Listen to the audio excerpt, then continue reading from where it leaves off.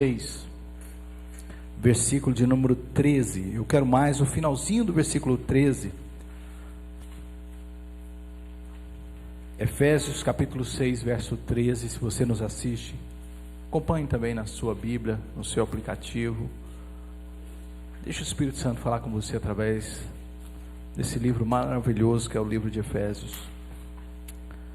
Apóstolo Paulo, falando aqui de uma questão muito importante, que é guerra espiritual, falando da armadura de Deus, ele traz aqui uma coisa muito importante, principalmente para nós, que estamos passando uma semana de jejum, uma oração na nossa igreja, buscando a Deus. E ele diz aí no verso de número 3, por isso, vistam toda a armadura de Deus, para que possam resistir no dia mau, e permaneçam inabaláveis depois de terem feito tudo. Em algumas traduções diz, depois ou havendo feito tudo, permaneceis firmes. Amém? Esse jejum foi uma direção que o Espírito Santo deu a nós, pastores, durante a nossa reunião última que nós tivemos. E é tão interessante quando o Espírito Santo toma o ambiente. Nós fomos com um projeto de falar sobre os próximos meses, dos temas que nós estaremos pregando, e nós começamos a conversar e depois a orar, e a oração foi tudo que a gente fez ali, e o Espírito Santo nos levando a orar e interceder pela igreja, pela necessidade nossa, um dos outros, e pela igreja. E o pastor Milson, o pastor Fernando já compartilhou, sentiu, olha, nós sentimos de falar isso com o senhor pastor, e o pastor imediatamente entendeu que era um momento, e a gente falou, olha, é isso que a gente vai fazer, e é para logo. E a gente começou essa semana, e tem sido uma bênção, irmãos, o Espírito Santo movendo todos os dias aqui. Nós temos visto várias pessoas buscando ao Senhor, e um dia que uma pessoa vem, outra não está, mas o bonito é ver que toda a igreja está envolvida nessa semana de jejum e oração, e nós estamos baseando naquela passagem de Mateus capítulo 17, que nós já lemos várias vezes, mas para aqueles que nos assistem, ou aqueles que estão hoje conosco pela primeira vez, Mateus 17, no verso 14 e 21, eu não vou ler, que Jesus fala a respeito de uma situação que os seus discípulos tentaram intervir para a cura de um jovem, e eles não conseguiram, e Jesus disse, olha, vocês não têm fé suficiente, é importante que vocês tenham fé, e há situações na vida, há momentos, e ele usa naquele contexto que era demônios, que só vai acontecer, só vai sair o demônio, só vai acontecer se vocês orarem e jejuarem. Eu fiquei a semana toda pensando nisso, no que nós estamos fazendo, e uma pergunta me vinha à mente, estamos jejuando, orando, buscando a presença de Deus, em situações emperradas na nossa vida, travadas para que mudem, e a pergunta que eu fazia, qual deve ser a nossa postura após essa semana?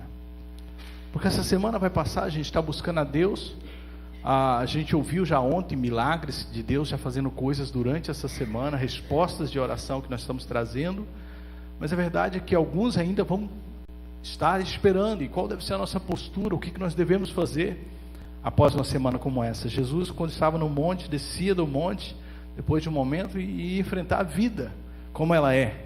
E isso a gente sabe o que vai acontecer com a gente precisa estar preparado, e por isso que eu escolhi esse texto, depois de tendo feito o quê? Tudo, orado, jejuado, o que nós temos que fazer? Permanecer firmes. O texto de Efésios é um texto que nos dá base para o que a gente quer falar hoje, nos dá base para aquilo que o Espírito Santo, eu li um livro há pouco tempo atrás, de Watchman Nee, já tinha muito tempo que eu não lia nada de Watchman Nee, e a verdade eu tinha esse livro já há um bom tempo, e como eu concluí as minhas aulas, eu sempre preciso estar lendo alguma coisa, eu gosto, eu peguei esse livro, um livro pequeno, e é daqueles ditados que diz que nos pequenos frascos contém os grandes perfumes. Eu fui tão abençoado pelo Senhor naquele livro, e o livro é As 3 Atitudes do Crente, de Watchman Nee, um livro bem pequenininho que você lê em 1 hora sentado, e ele usa o livro de Efésios como base para a sua ministração. Eu fui tão abençoado, comecei a escrever, guardei aquilo, e durante essa semana o Espírito Santo me fez lembrar, e eu falei assim, olha, eu preciso de voltar e falar sobre isso. Por que nós precisamos fazer depois de uma semana como essa? E se você tem a sua Bíblia aberta, eu queria que você fosse para Efésios, capítulo de número 2, e deixasse aí, por favor, Efésios 2. Eu vou falar de algumas atitudes importantes que a gente tem que ter. Antes de eu entrar nisso, sabe que jejum precisa ser feito da forma correta. Há um jejum que não agrada a Deus, há um jejum que desagrada ao Senhor, e a gente precisa entender qual é o jejum que agrada a Deus, qual é o propósito real do jejum. Jejum não é uma barganha, a gente sabe disso. Você não está tentando sensibilizar Deus quando você está jejuando, quando você está orando. O propósito não é dizer, olha Deus, está vendo aqui, estou te buscando, o Senhor tem que me dar. Deus não tem a obrigação de fazer nada para nós, só porque estamos jejuando e orando, amém? Nós precisamos ser lembrados disso. Jesus, quando disse aos seus discípulos para eles estarem jejuando, ou para que eles jejuassem e orassem em situações difíceis na vida dele, na verdade Jesus estava dizendo para eles que vocês precisam se consagrar. As situações na vida da gente, irmão, só que com consagração é que nós iremos ter vitória, porque a consagração, o jejum e a oração, nada mais que isso, é você se aproximar de Deus, e por isso que Jesus usa a palavra, bem enfática da questão da fé. Ele fala, vocês não conseguiram expulsar esse demônio porque vocês não têm fé, porque se vocês tivessem fé, diriam, e aí ele já entra num outro âmbito da questão, que é uma questão natural. Ele fala, diria aquele monte. Ele sai da questão espiritual e entra na questão natural das coisas, que seriam sobrenatural, e fala, lance ao mar, ele iria ao mar. E Jesus estava falando e ensinando os discípulos aquela questão de fé, e fé, irmão, só vem quando você está em contato com Deus. Se eu te disser, olha, eu conheço fulano de tal, que pode fazer algo para você, você, que fulano é esse? Quem é essa pessoa? Como que ele vive? Quem ele é? Como ele estudou? Ou seja, a questão que você precisa. Você vai querer saber um pouco mais dessa pessoa, mas uma vez que você sabe quem ela é, como ela opera, você começa o quê? A ter fé, começa a acreditar. Você não é mais uma questão de porque alguém te disse, você passa a partilhar daquilo. E com Deus é a mesma coisa. Para você saber o que Deus é capaz de fazer, você precisa gastar tempo com Deus. E a oração e o jejum faz isso. A oração e o jejum nos aproxima de Deus. Jejum e oração não muda Deus. Essa semana isso ficou bem forte no meu coração. Deus continua o mesmo antes de eu jejuar, antes de você jejuar, antes de você orar. Jejum não sensibiliza Deus de maneira nenhuma. Jejum não muda Deus, mas jejum nos muda, amém? O jejum nos molda e nos faz entender mais o coração de Deus. Então o que a gente está fazendo aqui essa semana é uma consagração, não é uma barganha. É uma aproximação de Deus para que coisas que estão emperradas, coisas que estão travadas na nossa vida, a gente possa entender talvez o porquê, e a gente possa agir na direção correta. Então Efésios, como eu disse para você, nos dá dicas importantes, que serão atitudes que a gente deve ter quando a gente estiver perto do nosso milagre, perto de receber, próximo de Deus. Capítulo 2, versos 6 e 7, o apóstolo Paulo fala uma coisa bem interessante para nós aqui. Olha o que ele diz. Efésios 2, versos 6 e 7. Deus nos ressuscitou com Cristo e com Ele nos fez assentar nos lugares celestiais em Cristo Jesus, para mostrar nas eras que hão de vir a incomparável riqueza de sua graça.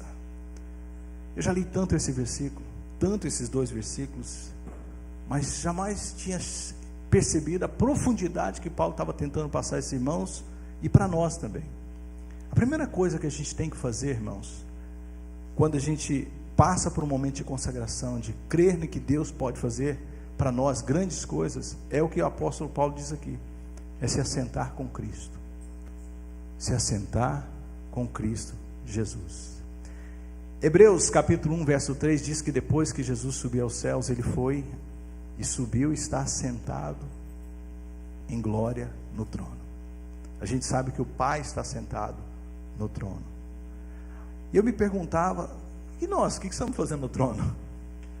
Fala que a gente deve se assentar com Cristo Jesus nos lugares, o quê? Celestiais, sentar com Cristo. Pela fé, nós já estamos lá. Aqui está falando de várias coisas, está falando da nossa salvação futura, que nós já fomos remidos, porque se você vê o contexto, capítulo 1, ele fala daqueles que Deus predestinou e os chamou e os glorificou para estar com Ele. Está falando que nós um dia estaremos com Deus, mas eu creio que há uma questão para nós agora, não é uma coisa simplesmente do futuro. O que significa esse assentar, já que Deus está no trono para governar, para reinar. E nós, o que estamos fazendo lá? O que você está fazendo agora sentado? Pare para pensar. Nesse momento você está sentado. E por que você está sentado? Porque sentado é mais fácil, você descansa. Amém? Quando você se assenta, você repousa o seu corpo. Há um descanso em você. Então, quando eu pensava nisso, eu falei assim, olha como que o apóstolo está nos dando uma palavra aqui interessante. Depois da gente ter orado, jejuado, buscado a Deus, o que a gente deve fazer? A gente deve descansar em Deus. Diga comigo, eu preciso aprender a descansar em Deus. Você sabia que muitas vezes a gente não vai receber o nosso milagre porque a gente não descansa em Deus? A apreensão do nosso coração, o desejo de ter aquele milagre nos leva a fazer erros, a cometer equívocos. A gente ora, consagra, busca a Deus e a gente fica assim, e meu milagre, então deixa eu fazer. Aí geramos Ismael na nossa vida, não é verdade? Geramos coisas que não é propósito de Deus na nossa vida, porque nós não aprendemos a descansar em Deus. Quando o apóstolo diz aqui, olha, vocês precisam se assentar, aprender a descansar, estar na presença de Deus, descansando. Eu parei para pensar em coisas somente para você ver como que esse princípio é um princípio que Deus espera de nós. Que dia que Deus fez o homem? Qual o dia da criação? 6º dia. E no 7º dia Deus mandou o quê? Descansar. Deus decretou o descanso. É interessante, porque não é o caso de Adão, porque tem gente que já nasceu cansado, né? Mas Adão não trabalhou durante os dias da criação, e não é porque ele estava cansado que Deus falou, hoje é o dia de descanso. Na verdade Deus fala assim, Adão, eu te criei para que você descanse em mim. Creia, o assentar de Deus é um assentar para reinar. Diz que quando Deus, a palavra, uma vez eu vi esse estudo, eu nunca me esqueci, de Deus estar na presença do povo de Deus, era um descansar, era um rest, era um Deus se assentou para governar. E o mesmo que acontece na criação, Deus para e descansa, depois de ter feito, ele cessou o seu trabalho e agora ele senta para reinar, porque tudo estava feito. E o ser humano foi chamado para vir ao mundo descansando em Deus. É interessante que o mundo tenta tirar essa verdade que é o que Deus espera de nós. O mundo tenta pôr uma pressão sobre nós, que você tem que fazer, ter e preocupar-se. E a palavra de Deus diz para a gente descansar em Deus. Não é interessante que o cristianismo, Mateus 11, 28, só anote, a gente não tem tempo de ir em todos esses versículos, você conhece ele, começa com um convite de descanso. Olha o que diz: vinde a mim, todos vós que estáis cansados de carregar as suas pesadas cargas, e eu vos darei descanso. Deus cria o homem, chama ele para o descanso. O cristianismo começa com Deus nos chamando para descansar. Não é por acaso que o apóstolo Paulo em Efésios, ele quase que, de joelhos, clama para que o povo entendesse quem eles eram em Deus.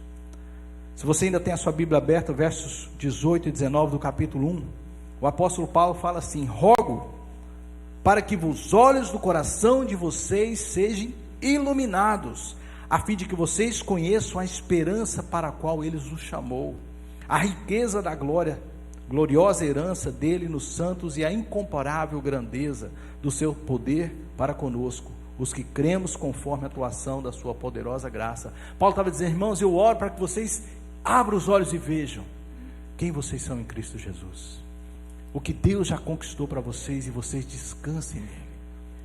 Hoje eu quero que fique bem claro para vocês qual deve ser a nossa atitude, porque há uma apreensão do mundo que tenta tirar essa paz.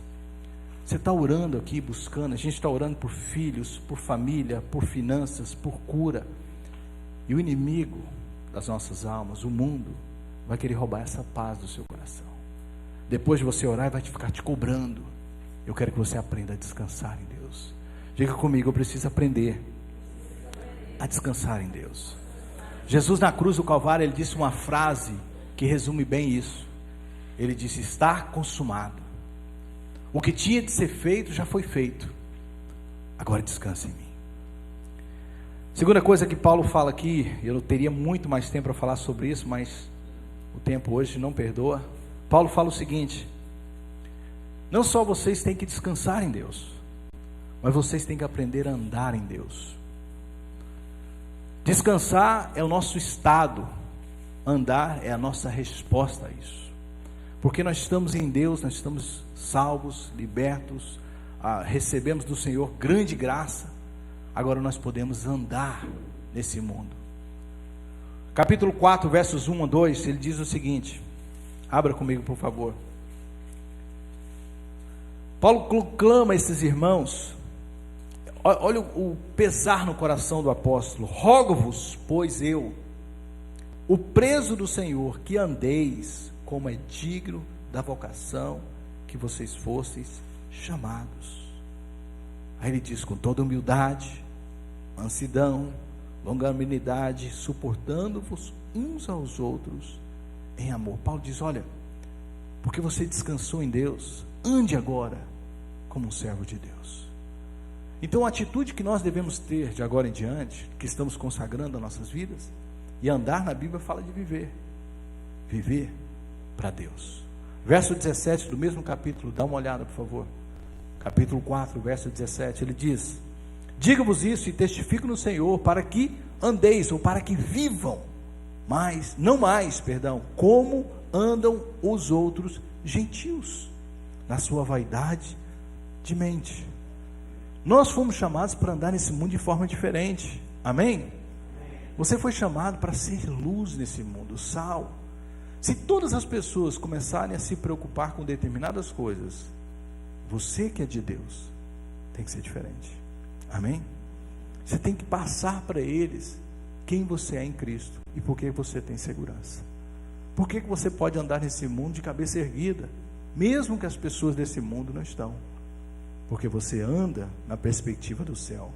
Mais uma passagem, 5 verso 8, capítulo 5 verso 8, ele diz: porque noutro tempo éramos das trevas, mas agora somos da luz no Senhor. Então andai como os filhos da luz, vivam como os filhos de Deus. Então, se tem uma coisa que a gente pode e deve fazer a partir desta semana, primeiro é descansar em Deus. Descansar porque tudo que Deus tinha que fazer para nós, Ele já fez, amém? Às vezes a gente está atrás do Senhor, pedindo para Deus realizar obras que Ele já realizou, e a gente precisa descansar no Senhor, amém?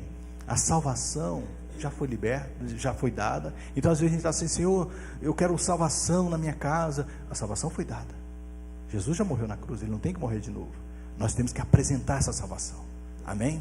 Oferecer essa salvação, viver essa salvação, presentear os nossos amigos, familiares, como alguém que já foi salvo por esse Cristo ressurreto, e eles vão olhar para nossas vidas e vão glorificar a Deus. Então a gente precisa passar para as pessoas o que já recebemos de Deus. Uma pessoa que está consagrando a sua vida, vive neste mundo como se não fosse desse mundo, vive uma vida de santidade. Você vê que o apóstolo fala: não somos mais para andar como andávamos outrora. Irmãos, o que mais tem atrapalhado o cristianismo nesses dias são pessoas que se dizem cristãos e andam como se não fosse, amém? A maior dificuldade não são bons pregadores, a maior dificuldade não são boas igrejas, a maior dificuldade são os maus testemunhos que têm sido dados durante todos os lugares que a gente vai. Isso atrapalha. Você vai pregar e falar: olha, eu estou te chamando para salvação. Salvação, o que significa isso? Entregar o seu coração para Jesus, deixar que Ele perdoe os seus pecados e ser uma nova criatura. E falar: eu conheço um crente, mas ele não é tudo isso não. E aí a gente fica passando por situações difíceis. Cabe a cada um de nós essa responsabilidade de viver nesse mundo como pessoas que foram libertas. A terceira atitude que Paulo nos dá, então, a primeira, ele fala: descanse em Deus. Segunda, ande para Deus. A terceira, fique firme para Deus. Capítulo 6, por favor, rapidinho. Paulo fala para ele: irmãos, depois de terem feito tudo isso, eu li com vocês, permaneceis firmes. Paulo não estava falando: fique firme na vossa teologia, fique firme nas vossas convicções, fique firme na sua igreja, embora isso são coisas importantes. Paulo estava falando para ele de uma coisa muito mais ampla do que isso, muito mais objetiva. Ele diz no verso 10: no demais, irmãos meus, fortalecei-vos no Senhor e na força do seu poder, revistam-se de toda a armadura de Deus, para que possais resistir e estar firmes contra as astutas ciladas do diabo. Então, o ficar firme não era nas convicções, mas era contra os ataques astutos do diabo. Paulo está dizendo, vocês precisam ficar firmes, não nas suas convicções, mas contra os ataques constantes do diabo. E ele diz, porque não temos que lutar contra carne e sangue, mas contra principados, potestades, contra os príncipes das trevas desse século, contra as hostes espirituais da maldade nos lugares celestiais. Eu não sei se você já viu isso, mas Paulo fala um passo a passo aqui tão importante, que se todo mundo entendesse, ninguém se metia em guerra espiritual sem passar por isso. Paulo fala aqui o seguinte: primeiro, você descansa em Deus, depois você anda para Deus, e só aí você se envolve com luta espiritual. É interessante porque tem muita gente que quer viver uma vida de batalha espiritual sem ter uma vida de santidade, sem estar salvo totalmente, no Senhor, convicto da sua salvação, vivendo para Deus, descansando em Deus. E sabe uma coisa? É a pior coisa que um cidadão pode fazer. Você conhece a história que está em Atos dos Apóstolos. Eu conheço o Paulo e o Cristo que ele prega, mas você quem é? Toma muito cuidado com guerra espiritual, batalha espiritual. A gente tem que estar 100% em Deus, amém? Vivendo para Deus. Agora também não é para ter medo do inimigo, porque quando você vive uma vida consagrada diante de Deus, irmãos, o diabo não nos toca, não chega na nossa casa e tem temor de nós, porque nós estamos debaixo da autoridade dele. Então ande em Deus, descanse em Deus, e não tenha medo de se envolver em qualquer que seja a luta. É interessante que ele fala também aqui, versos 14 a 17, da armadura. Se você ainda tem a sua Bíblia aberta, ele fala usando o simbolismo da armadura do soldado romano, usando o que ele tinha de mais próximo. Ele fala: vistam toda a armadura de Deus para que possais ficar firmes. A gente já viu isso. E qual é essa armadura? Ele fala aí: assim vocês vão ter, olhe por favor, verso de número 14, mantenham-se firmes, cingindo-se o cinto da verdade, primeiro o cinto, vestindo a couraça da justiça, os pés calçados com prontidão do evangelho. Além disso, use o escudo da fé, com o qual vocês poderão apagar as setas inflamadas do maligno. Use o capacete da salvação, a espada do Espírito, que é a palavra de Deus. Se você observar, quase todos esses, a parte da armação, quase todos esses materiais eram materiais de defesa, de certa forma, proteção, com exceção da espada, que pode ser usada para os dois, tanto para defesa como para proteção. Uma coisa que eu vi num livro que eu li para vocês, que eu citei, de Watchman Nee, eu achei interessante essa interpretação dele. Não significa que é a única e é a correta, mas o Watchman Nee fala uma coisa interessante. Ele fala assim: a razão disso é que quem está em Cristo, revestido dessa armadura, está já como posse de tudo aquilo que Cristo conquistou. E o inimigo, por isso que ele tenta atacar, tenta usurpar, porque já é nosso.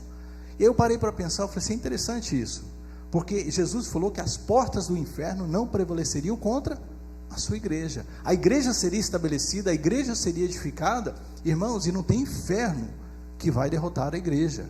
O território que Cristo conquistou no mundo já é dele, amém?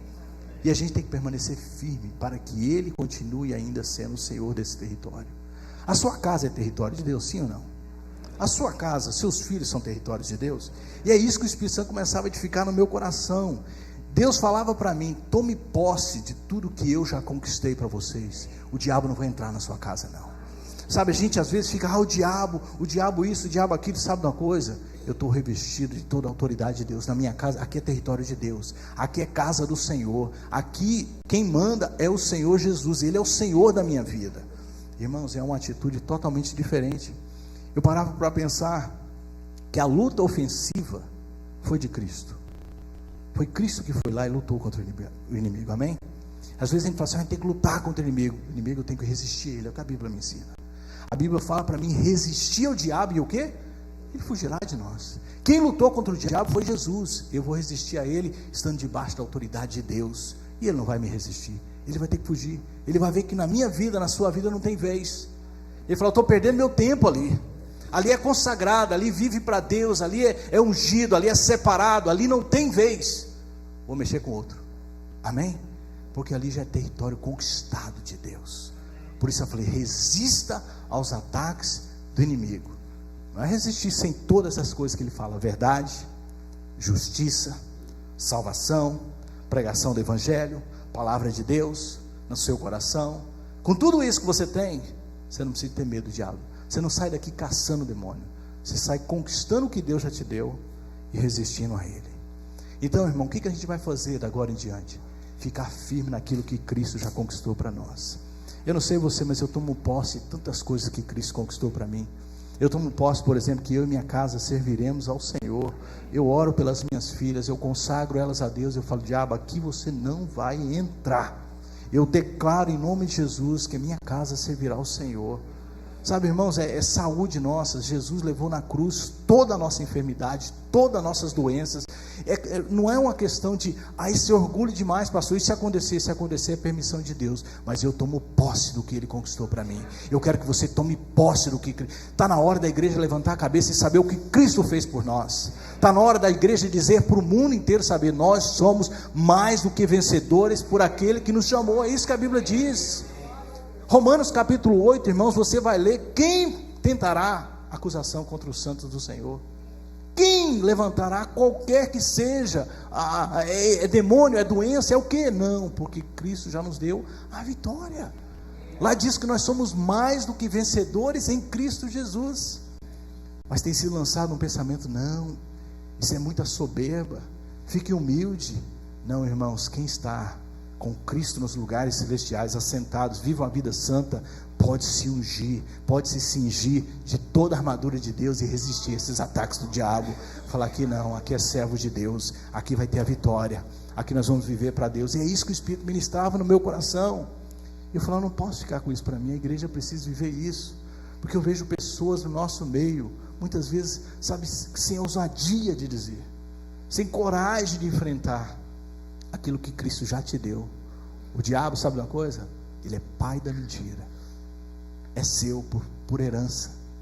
Diga para você mesmo: é meu por herança. Jesus conquistou na cruz, é meu por herança.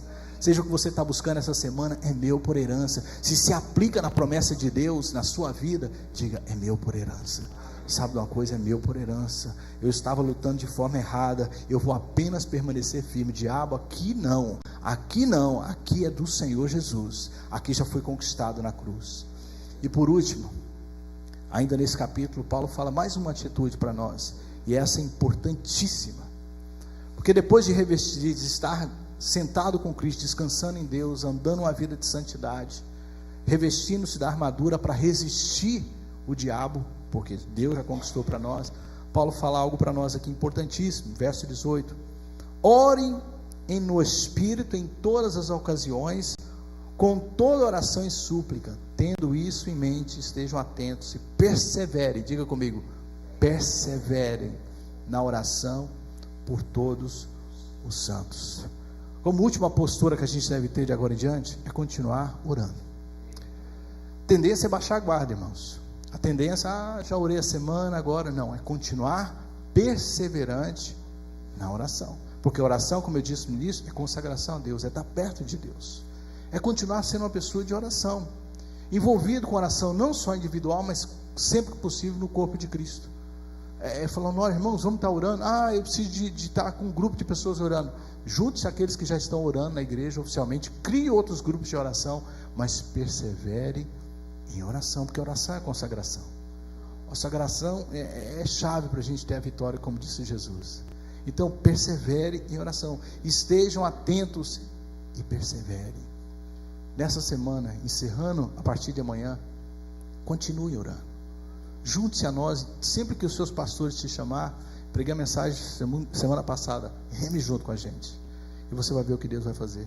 Persevere em oração, viva uma vida de oração, não tenha realmente compromisso com outras coisas a não ser com aquilo que é importante.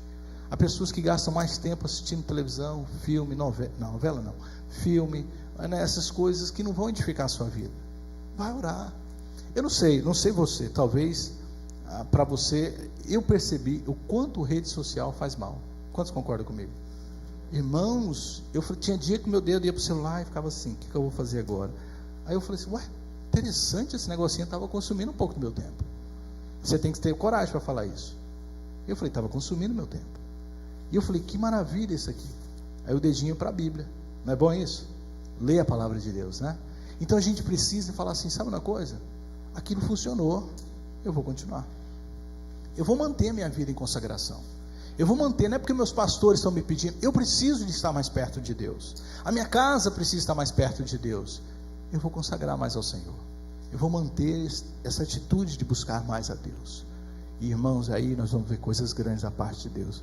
Porque quanto mais próximo de Deus, mais fé a gente tem, mais ousadia a gente tem, mais vontade de fazer as coisas para Deus a gente tem. Aí é só vitória. Amém? 4 passos importantes que teremos que ter daqui em diante. Primeiro, diga comigo, descansar em Deus.